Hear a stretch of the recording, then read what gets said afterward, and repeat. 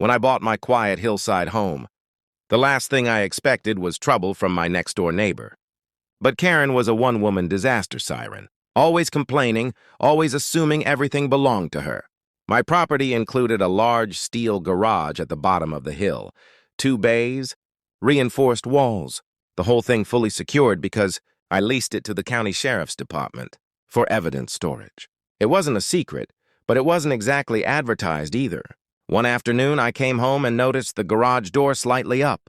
A bold move, considering it was always kept locked by sheriff staff. When I walked down, my jaw locked with disbelief. 2 oversized trucks were parked inside, one blocking the entry and the other backed in like someone was moving in. And sitting there, adjusting her sunglasses like she owned the place, was Karen. No apology. No hesitation. She just smirked and said she needed temporary overflow parking and figured unused. Garages should serve the community, I told her calmly, but firmly that the garage wasn't just mine. It was under an active contract with the sheriff's office. She waved her hand and said, "Relax, there's nothing in here." It was empty. I checked. That sentence alone told me everything. I needed to know she had trespassed, broken into a county-leased evidence facility, and was bragging about it. Instead of arguing with someone who treated logic like a foreign language, I simply called the sheriff's liaison officer assigned to the lease. He asked me one question: "Are the trucks still there?" 10 minutes later, 3 sheriff SUVs rolled down my hill. Lights off, quiet but unmistakably serious. Karen marched out of her house shouting about property disputes and neighborly cooperation, but the deputies didn't even glance at her rants.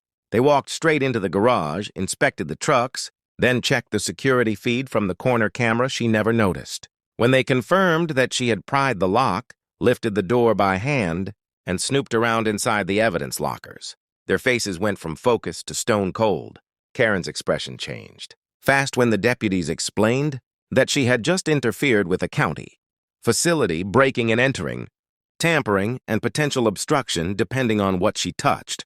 She tried to shift blame onto me, yelling that I should have told her about the lease, as if that would magically rewrite the law. The officers read her rights before she even finished her sentence. As they escorted her toward the patrol vehicle, she kept pointing at the trucks and insisting, "I'm just parking. It's just a garage." But the deputies knew the truth. Intent didn't matter. Her actions did. The trucks, it turned out, belonged to her cousins who were between rentals, but too bad for them.